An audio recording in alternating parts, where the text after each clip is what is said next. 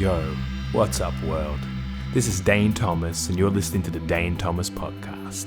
Every week, I talk to experts, weirdos, new friends, and old ones about everything from magic to business to creativity and human awakening. So, strap yourself in, lay back and relax, cause we're heading straight for the black hole.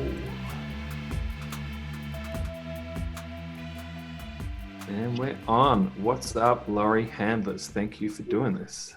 Yay, Dane Tomas. I'm thrilled to be with you. You're one of my favorite people.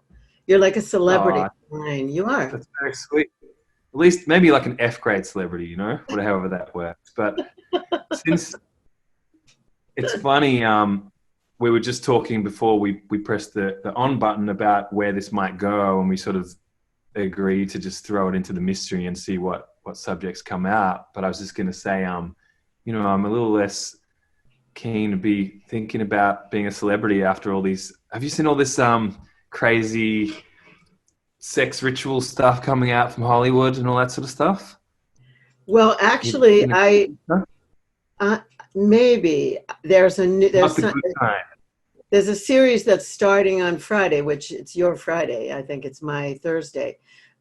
There's a series coming out about people in something where they can't touch each other. And I looked at that on Netflix and I said, that's interesting. I wonder what that's going to be about. And it turns out someone I know is in it.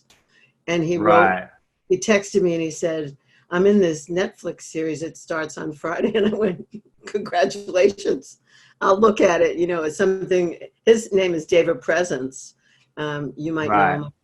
Yeah, but he's in it. And I said to him, David, whatever, you know, great. But Hollywood is following us for sure. They're trying to capitalize. I've been trying to get a film.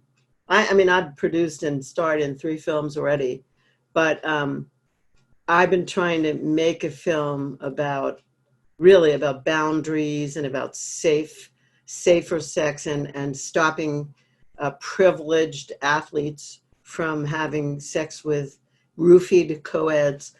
I've been making stuff like that for a while and trying to push it out there, and no one wants to touch it. It's like, it's way too controversial, and there's too much money in things like the Super Bowl and whatever, so I can't even go there. So whatever, we'll see what Hollywood comes out with. So this thing I watched the other night, which, you know, I've developed a sort of a habit of avoiding anything too conspiracy feeling. And then I sort of felt lately to actually reverse my policy and just kind of open up and just have a couple of samples of the things that are going around and just to move it through my body and not be reactive to it, you know? So I'm not like, oh no, I can't watch that, you know, because that's almost a fear in itself. It's almost like giving into the fear of fear, you know? And I watched the documentary Out of Shadows, which basically is about child sex trafficking in Hollywood and like satanic rituals and sex rituals with children and all that stuff, you know? And it's dark, you know, and it doesn't feel very conspiracy. It doesn't feel like these are crazy people putting this out. This feels like, this is pretty measured, you know? Like I didn't have too much problems accepting the possibilities of a lot of what I was watching, you know? Yeah. So I didn't. Yeah, so it's interesting because I think that thing's going to pop, you know. I think there's going to be another Me Too is what it looks like, but it's going to be more like a darker still kind of revealing, you know. Really? As long as we're dealing with the dark and everybody's in isolation, let's just open up all the dirty laundry, and maybe we'll come out really with something better. You know, I don't know, but that's intense. I just watched one episode of something you told me to watch. I don't know, 6 months ago at least, something about altered carbon. Oh, carbon, yeah. I watched one episode and I was like, oh God. But my partner, Michael, told me that it gets better. Like, you know, he said, yeah, it's got violence and everything, but it gets better, Laurie. So I'm very violent. Yeah. It gets real good. Maybe I'll give a bit of context of who Laurie is to me anyway. So this series we're doing, Laurie, it's called Love is a Virus, and the first 12 people are all people that I'm pretty much, I would say, friends with, colleagues with, whatever, that I respect, that have some sort of expertise or unique position or something interesting, usually in multiple fields, that I think is worth sharing with my audience. And when we only met, a couple of years ago, but we've known of each other for longer. Is that about right? Yeah, that's right. That's right. And But we saw each other in Australia, and we may have seen each other, like, I don't know, somewhere else. But Australia, I was looking forward to meeting you. So we knew each other, and I was like, oh, good. I'm going to meet Dane at this thing. Yeah. So I know Laurie as an ISTA lead, as a sex educator, but what also fascinated me was your interest in sort of anti-aging and beyond death stuff. And then there's a bit of sex magic stuff in there. So you have quite a few expertises that I'm very interested in. And without sort of setting an agenda, I thought like we said, we'll throw it open to the mystery, but just sort of frame out that's, I've been tracking you for quite a while and think you're holding a really unique and powerful point in the world. So I figured it'd be great to get you on here and chat about things. And, I don't know, people are listening to this down the track and the corona thing is gone by now, or maybe it laid waste to the human race and there's only 10,000 of us left, or we evolved to another species, whatever. But I felt it's good to have a chat with you about some of these things while we're in this interesting time as well, because you've got some cool perspectives. Yeah. Well, I can tell you that when I heard, I can just tell you that when I heard about, I'm into you would call what I'm into radical life extension. It's not anti-aging, Nice. really. It's radical life extension. Some people call it super longevity. And, there's a lot of arguments about it. There's conspiracy theory about it. There's people who say, well, if you live longer, there's going to be too much population. And there's other people who say, well, there's only rich people who are going to be able to afford which is kind of what the altered carbon is about. Yeah. So yeah. When this virus came out, I'm in the category of people that would be the most affected by it. I don't have lung disease or, I smoked when I was much younger, but I'm like over 60. And so being over 60 put me in a category of people who were at risk, high risk. And many of my friends I have friends of every age, but many of my friends close by in Arizona are also older. And I just said, that's not going to happen to me. I do this regimen of immune boosting every single day. And I take, I spend my discretionary money on supplements where other people would buy a new car. I would have a cabinet filled with pills. Or they get a new TV. No, you should see my cabinet filled with pills. And people go, when I'm at ISTAs, they look at the bag that I bring. I have one in the morning, I have one in the middle of the day, and I have one in the night with all this stuff that I take. And I'm happy to discuss any of it, but I've been into it now for 12 years. So it's not something that's just a fad for me. It isn't something I just found a supplement and I go, this is the secret of life, or this is the fountain of youth. I am like that. My energy has always been the way it is, even now. And I just said, why would I want to go anywhere? I love life. I love my life. I'm not into, someone told me when I first got into this, I was at I was at an ISTA conference in San Diego, and someone said, why would I was talking about sex magic and prolonging your life. And she said, well, I want to have the big orgasm, the big O with God. And I said to her, well, have it now. What are you waiting for? You think that could only take place at the moment of death? Like, I'm not going there with you. I'm not signing up for that. I said, you could have that now. So anyway, I'm into it. Most of my really close friends are into it. Some of them think I'm crazy, but they always thought I was crazy for something. So who cares? Yeah. So I'm happy to discuss that. I'm happy to discuss supplements. I'm happy to discuss sex magic, because I think sex magic is more powerful than anything that I actually take.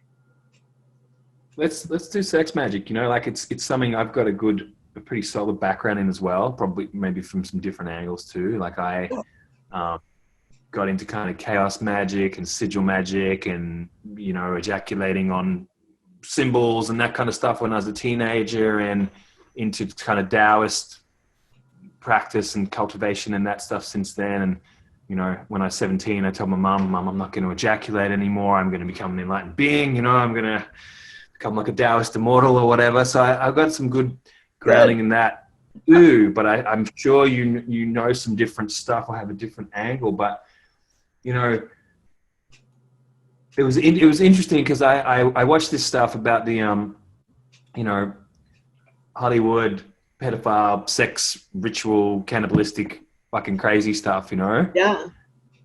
And it sort of struck me as like, oh, like they're doing what we're doing just in a really fucked up way, you know. And like in this idea of like taking life force from someone else, which is, you know, I'm like, oh, don't these people know that you can do this with like other consenting adults and your own life force and make magic happen? What's the deal, you know? But yeah, I'd love to hear, like, when did you first come across the idea of sex magic, and what does that mean to you? It's great. You know, I know where they get that idea from, the people in Hollywood. They take something like a yab yum, a picture of a yab yum. I don't have one like handy. I'm looking around my office and see it's all in my tantra room. I have loads of yab yums, but yab yum is a picture of a Buddha with a consort in his lap. And that's really the joke. The cosmic joke of that is that it's not really two people. It's the inner space of us. We all have masculine and feminine within. It's not two separate individuals. But the way that was depicted to me at first was there was a Buddha sucking the energy of a concubine from her, and therefore he was getting, and it was always a he was getting life force from that young woman or whatever. So I just want to say that is such a distortion. I'm just saying it flat out. It's a distortion for everything that I know at this moment. That is just like, that's one of those temple mysteries that when you find out what it looks like to the naked eye of the commoner, and then you find out that that's not at all what it's depicting. It's depicting our inner territory. Then you get, oh, why would I suck the life force out of somebody else? Anyway, so how I first heard about it was I was at an ISTA conference. This was before I was an ISTA facilitator, before I was an ISTA lead, was when I would come to the conferences and talk, but I would say no to being on faculty. I was in a different space. So I was moderating a panel on teenage sex. And there was a man in the audience who just kept knowing a lot. Like, and he had teenagers and he kept raising his hand and at the end, as the moderator, I just said, I'm going to do whatever I want to do. So I told everyone from the audience who had anything they really needed to say to come up and get on the microphone and be part of the taped part. And I asked this man to come up as part of it. And then afterwards I said to him, who are you? Like, what do you know, how do you know what you know? Like, you seem to know a lot. Who the hell are you? And he said, my name is Stuart Mark Berlin. And I said, yeah. And he said, well, I have a book called Tantric Kabbalah, Sex Magic. And he said, I have another book called Every Woman a Goddess, Every Man a Hero in Her Service. And I went like, well, okay. I said, well, I'm Laurie Handlers. Why don't we trade books? So we traded books. I gave him a copy of Sex and Happiness, and he gave me a copy of Every Woman a Goddess. And I read the book, and I just went, okay, I got to get this guy on my podcast. So I got him on my podcast 2 times. We talked about the Every Woman a Goddess, Every Man in Her Service, and then Tantra Kabbalah, Sex Magic. And we actually seduced each other on air. So he came. He lives in LA. I live in Phoenix, Arizona. He came to visit me, and we taught each other a bunch of stuff. Mm. I think he came to visit me like 5 times. And when he came to visit me, we had love for each other, but we weren't meant to be, an item. But we could really, squeeze the juice out of each other. And so we, like it was great. So we taught each other everything we know. So I taught him how I have certain ways of being pre-orgasm, during orgasm, whatever. And he taught me his way, which is pretty much what I teach now. This is for heterosexual, but anyone can be. The person being in the female role is the altar at which the other person prays. Mm. So we set intention way before. We might set an incantation or a chant. I'm not too woo-woo. People who know me know that I'm not like way out in the woo. I'm definitely like grounded, like, okay, what are we saying? And if the chant was something I couldn't understand or whatever, or something I didn't like, I would just go, no, I don't want that. But we would make an intention, and then, my body would become like the place building to orgasm, where when I was coming into orgasm, we would both say the intention. And our goal, or our meta intention, was to connect this orgasm to every orgasm that's ever been and ever will be, all orgasms in the universe. Because, and let me backtrack now for anybody who's hearing this and goes like, she says she's not woo, what is she, nuts?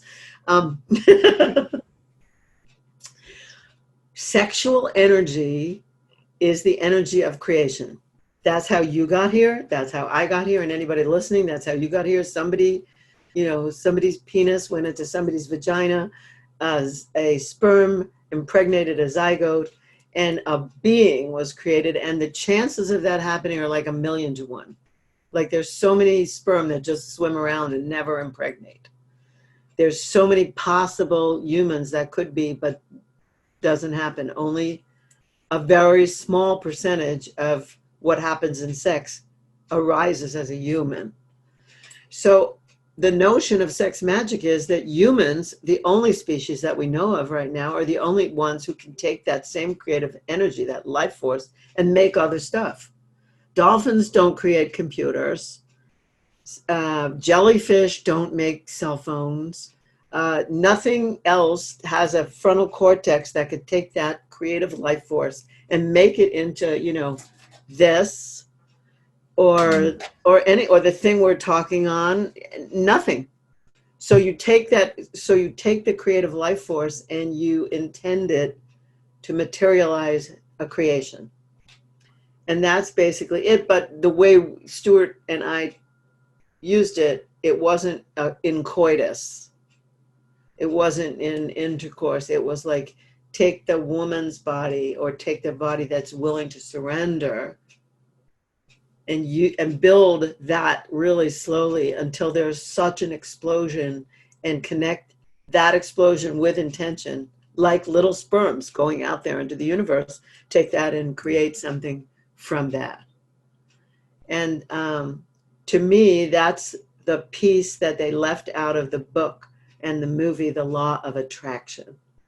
They gave you everything but the hot part, which is really how we attract and manifest that which you want. They left that all out. So that to me is sex magic. It's really, what do I want? Am I willing to surrender my body and my sexual energy to it? And would I be willing to keep that present at the time when what the French call le petit mort happens, like the little death happens, all the molecules let go. So that's it in a nutshell. Now, how you do that, and, how you prepare for that and whatever is a whole ritual in itself. But that's my form of sex magic. But I love all the things that you said, ejaculating on symbols, and telling your mother at 17 you weren't going to ejaculate anymore. And, I wonder what she thought of that. Yeah. Yeah, I put out, anyone following me, there's a book I put out called Secrets of the Sex Wizard, which is just some super simple ejaculation mastery for men. So it takes a lot of the woo out of it as well. Which it's interesting, this place of woo or not woo, you know, like I feel like we're probably in a similar position of, you know, when I'm in kind of business or science community, then I'm the kind of crazy out there spiritual person.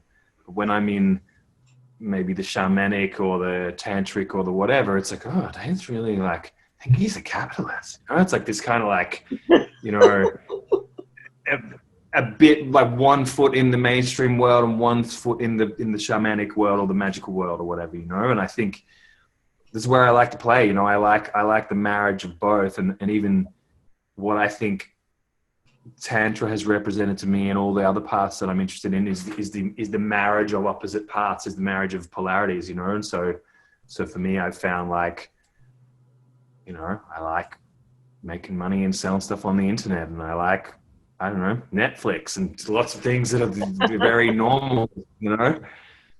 But I also like being freed from conditioning and journeying through magical experiences and all that kind of stuff. And yeah, I think I picked up on you as someone who's also, you know, navigating a few different worlds, which often don't really understand each other very well. They don't, and they make the other wrong. They make, like, they say, okay, I don't understand that, so that's wrong. You're right. Listen, I'm just like that. I have 1 foot firmly planted in each camp. I can hang with the woo to a certain extent, then my eyeballs roll back in my head.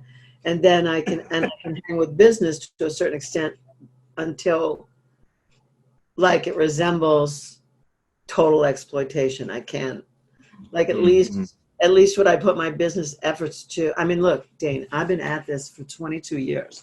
I've been teaching Tantra for 22 years. There's a few people who've been teaching it longer than me, not too many. When I came in, I was like the second rung.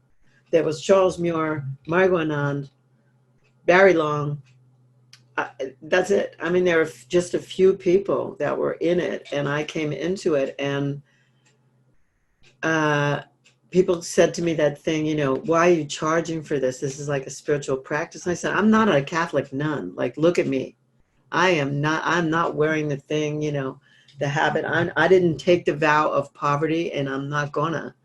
So I understand. I love business. To me, I always thought, I really did think this. I'm not as naive now, but I really thought that progressive business would heal the planet sooner than woo-woo spirituality, because I felt like with a profit motive,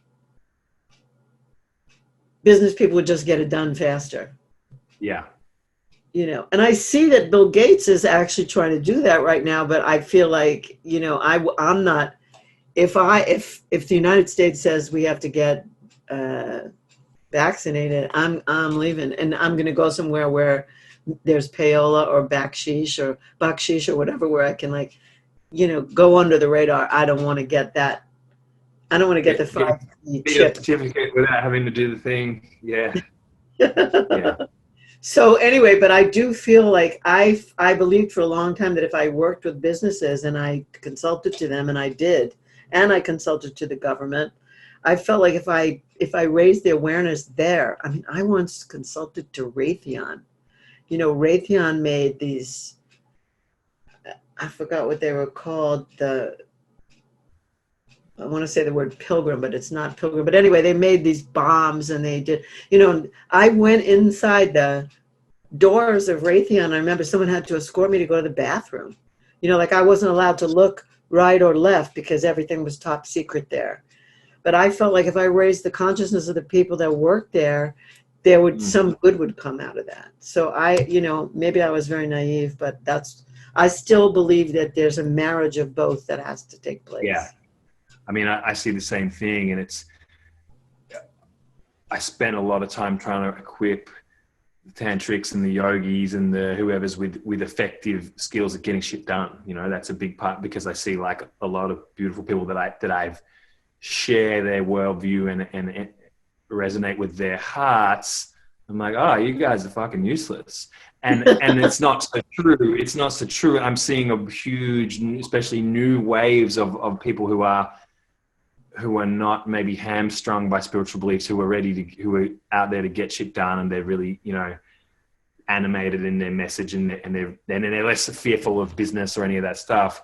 But I feel like the two sides have been, you know, wanting to equip those guys with what they need to kind of land on the planet and get shit done, and then wanting to infiltrate and just activate the consciousness more of the people who already know how to get shit done, but they're maybe less listening to any higher calling. And I'm seeing more of that. You know, I see more in the innovative end of business. I see a lot of people that are really waking up, I think, as well. But it's all mixed together, right? Like, that's the interesting thing of like the good and the bad, so to speak, are very intertwined. And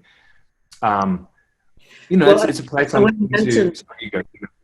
I just want to mention something here. One of my greatest things that happened this year, actually in late 2019, was one of my people from the radical life extension world came to ISTA 1 in the end of the year 2019, and then came to ISTA 2 in late January 2020. And I said to him, "You are my great hope. You're the only other person that I know who's as dedicated to radical life extension as I am. You just came and like, here's what I want you to consider," I said to him. "Pleasure is medicine. So you have all these scientists and medical doctors and everything at your conferences, and I'm asking you to put me on stage to talk about how pleasure is also medicine. Oxytocin, serotonin, dopamine, endorphins also heal the body in a way that no shot and no, you know, whatever." And so he's considering that. So I'm trying to get my science world, you know, together with my woo world, which isn't so woo. It's those chemicals. That's chemistry. You think there's a big challenge around sexuality for those guys, for the more scientifically oriented and the more let's call them the techno focused? Do you think there's a big fear of sexuality for those guys on some level? No, I don't. I actually don't think there's a fear from them. I think there's a fear from investors. There's a fear from conservative investors who want to invest in their companies. I don't think there's a fear at all. If you take Aubrey de Grey, who's like been one of the leading people in the movement of super longevity, he's science all the way, and there's nothing about him that's afraid of sex. I mean, he like full on had set in a movie.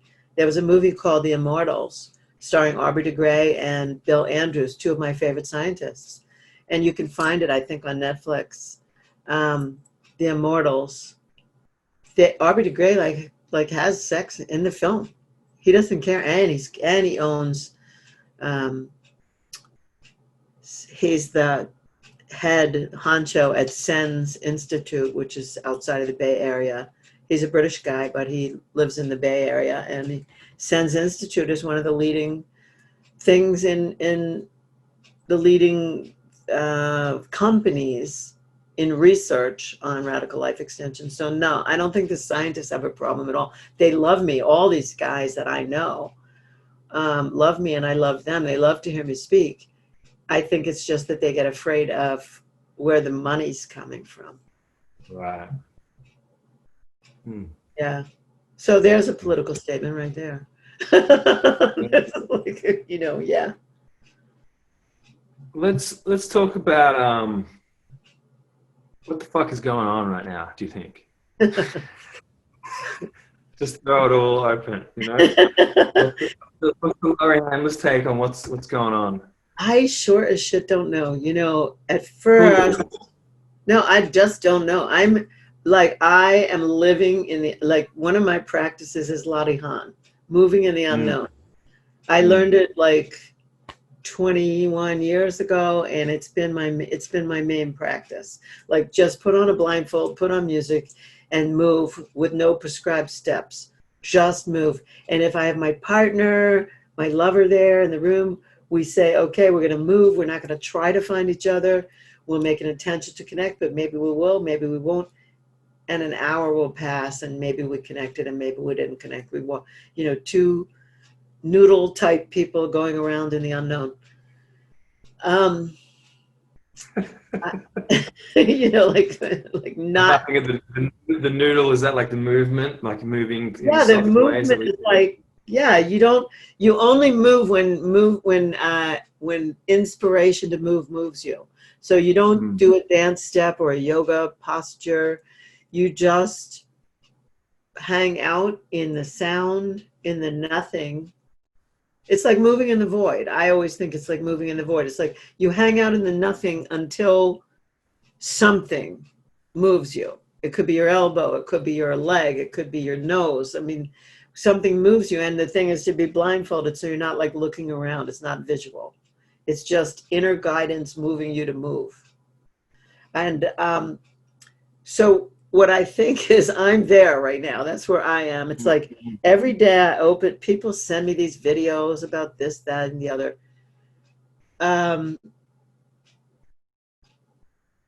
I can't tell whether it's a coup of the whole world, like something underneath it, some profit motive under the whole world, has like got us to collaboratively lock ourselves up.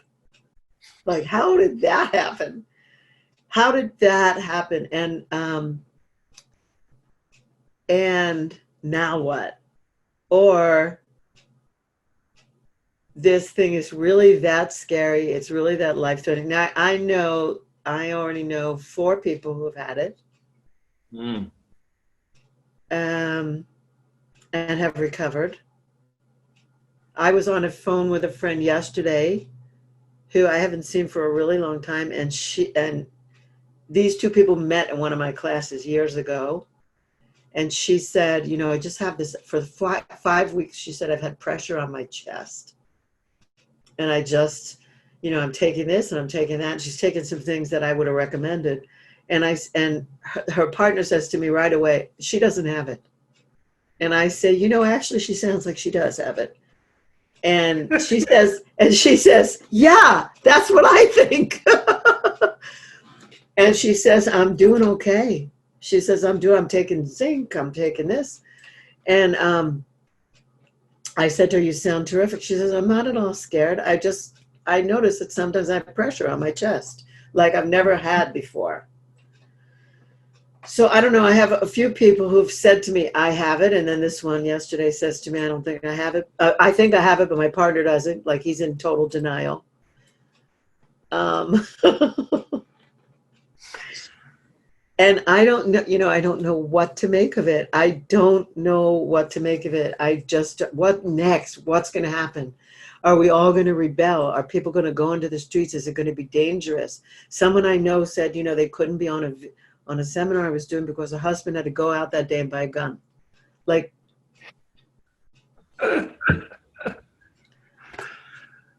Dane, we're living in a question mark. And so to me, it's like Laurie Handlers.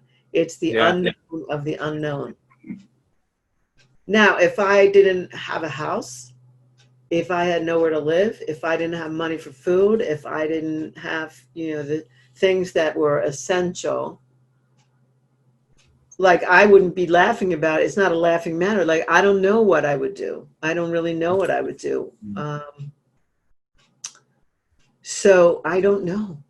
I'm just like, holy shit. That's such a refreshing, I love that was your answer, because that's where I'm coming to. Like, me and Mia have been doing our journey with, little bits of government and scientific information, little bits of friend information from friends in Europe, friends in the US, gathering just human, okay, what's happening, and little bits of more of the out there stuff, I even tried to watch the David Icke interview, but I just couldn't do it. I just got annoyed with him. And it wasn't the information, it was actually, I felt just a lack of presence and clarity, you know? So for me, I'm not so much about, I don't get too caught up on, is this true? Is that true? What I feel is, what my deepest sense is like, all these narratives have elements of truth in them, you know? And like, and that it can be both, you know? It like Bill Gates can be simultaneously trying to save the world whilst also it being the truth that he's going to fuck up a whole bunch of people or can lead to a bunch of control or whatever. Like it's what I really am getting to practice is, you know, I just like to sit inside the perspective of the person. And like, I feel that a lot of people don't do that. So they've got some beef with some politician or some president or some prime minister or whatever. And they just kind of go off at this person and just in the projection, and they don't seem to sit in like, okay, if I was in that chair and that job dealing with these kind of people in this kind of situation, I'd probably fucking make everyone stay at home if I could, you know, like, you know, whatever it is, you know, whatever the piece is. But right. All I come to is that like, no one person can actually know, you know, not even people with high access to like scientific data or whatever, you know, they might have a certain overview or whatever, but, you know, we've been looking a lot astrologically at what's going on, and it's like, oh, this shit was gonna happen this year. This shit was like, you know, this Saturn and Pluto stuff of like death of the structures and the authorities and all this stuff. And it's, for me, I'm just trying to allow things to unfold, you know, and similar to yourself, like I'm in an awesome position. Like I'm looking at, you know, my office here, I'm just looking out in the window over the rolling hills of kind of Byron Bay and the mountains and stuff and the ocean, and that way it's like I've got it pretty good, even though I get annoyed with staying at home some days. Right. Actually, this is what I do a lot of the time anyway, you know, like, and what I'm actually really fascinated by is, I guess, seeing as this fear of death, fear of infection, fear of control stuff moves through, that then brings out all of people's kind of little hidden narratives and patterns that they've got going on. And it's almost like kind of an acid test for where are people at internally, I think, in a lot of ways. Yeah. You know, this big challenge event happens and it just reveals what's inside. And so some people are in panic, you know, but it's almost like the most entrepreneurial people I know, they're hustling. The most paranoid people I know, they're sharing conspiracy theories. The most health-oriented people I know are doing their workout in the sun and getting their vitamins. And it's just like, it's just revealing more than anything, yeah, I think. It is. You just described me. I mean, we built a gym in my backyard and we work out every single morning. I got a tan. I mean, I'm just like, and the pool's going to be ready to swim in another week. And I'm going to swim laps, and I'm going to do my TRX bands, and I'm going to do my thing.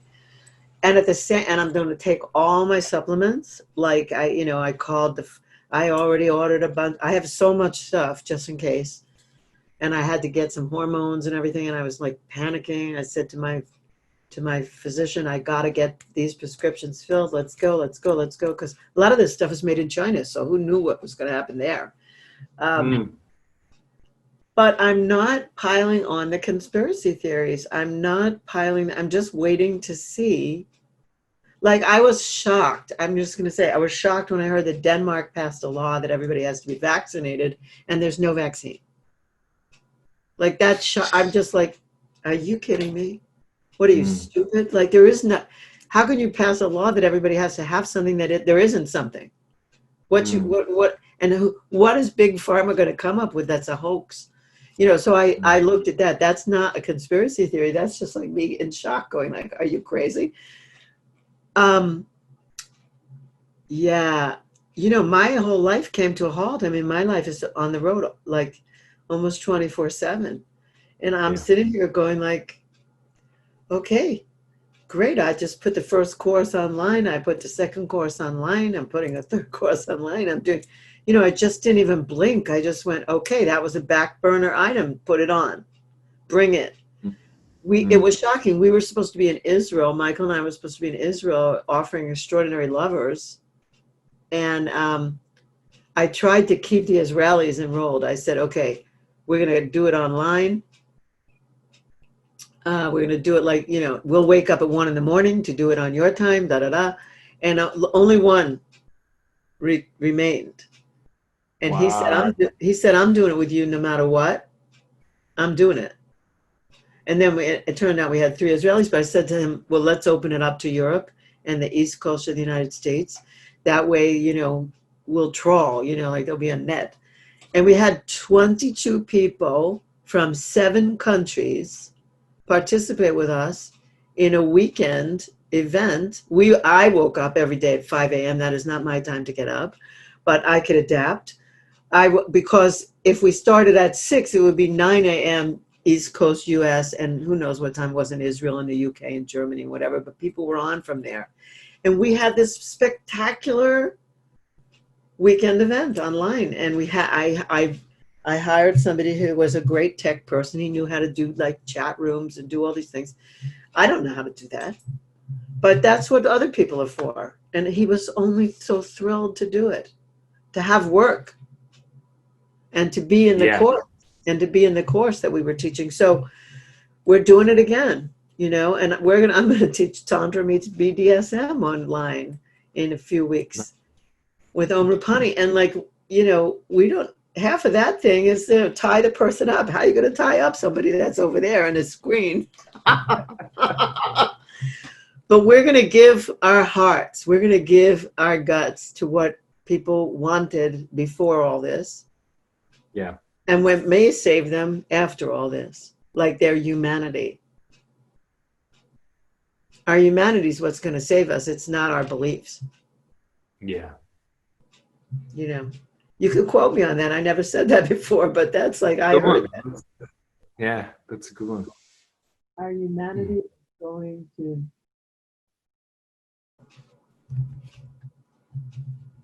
My microphone's just got weird. Can you hear me? Okay. You're good again. Yeah. Okay. Yeah. My microphone just by itself. That's why. Hold on. I'm plugging something in. That's why I don't always trust technology. It does what it wants sometimes. This is how the robot from 2001 Space Odyssey changing my microphones. Totally. I think it's, by the end of this year, we're all going to be so much more digitally. We are. Yeah. So I'm getting a bit of echo at your end. Yeah, because it keeps telling me that my microphones are changing. Stop it. Okay. Can you hear me now? Yeah, we're good. We're good. Is there anything else you want to touch on, Laurie? Is there anything? I feel like we had a good little transmission. Is there any other pieces that you want to bring up or that you want to? Can I give something away to people who listen to this?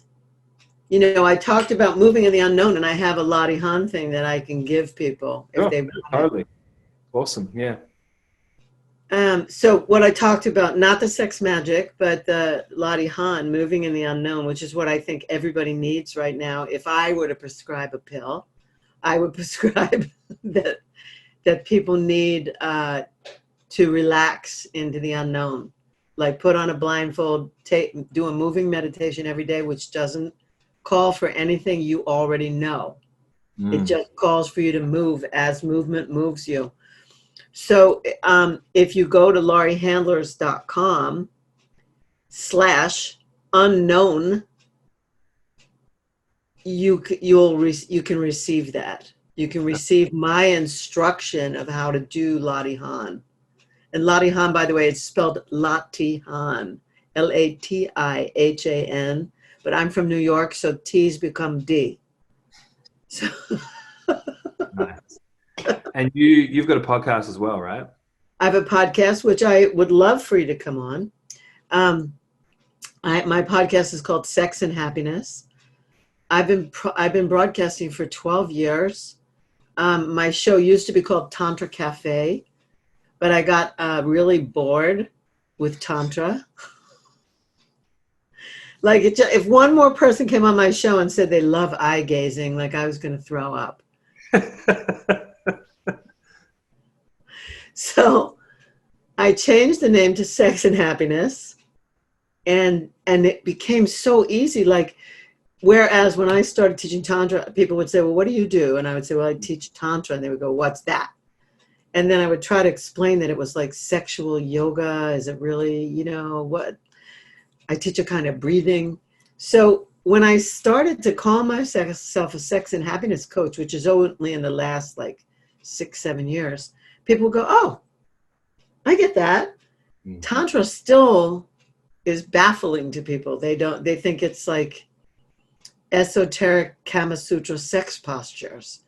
And it isn't that. It's like really breath, sound, and movement, and a way of being that enables you to expand. So, but I didn't know how to say that back then. So I would say, I remember sitting at a bar and a guy saying to me, "What do you do?" And I'd say, "I teach a kind of yoga." And then he would say, "Like what?" I'd say, "Well," he said, "Well, like yoga, like sun salutations and, down dog." And I said, "No, not that." Like cock salutations and doggy style. I said, "It has to do with breath, sound, and movement." He said, "Like, what kind of sounds?" I said, "Like, ooh, ah, ooh, ah."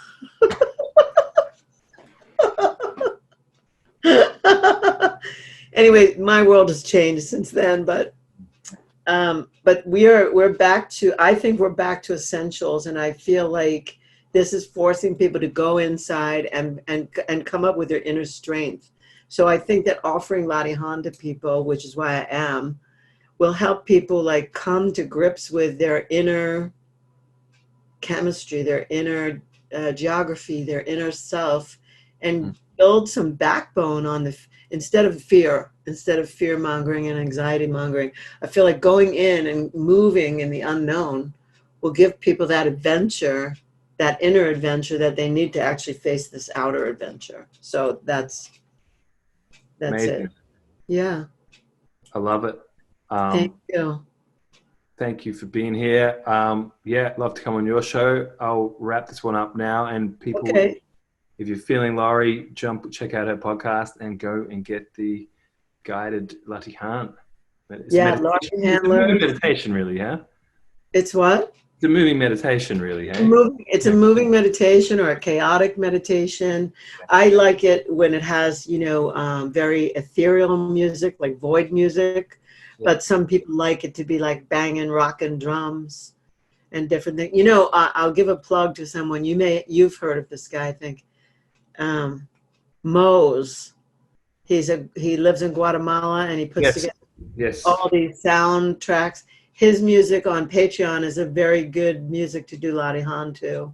It's great music to make love to. It has no previous associations like Barry White. And anyway, if you go to lauriehandlers.com/unknown, you will get, I think I'll pronounce it the Australian way or the New Zealand way. I think it's unknown. Unknown. You will find some instruction in Latihan, and then you could take it and use it to do it with anything. So amazing.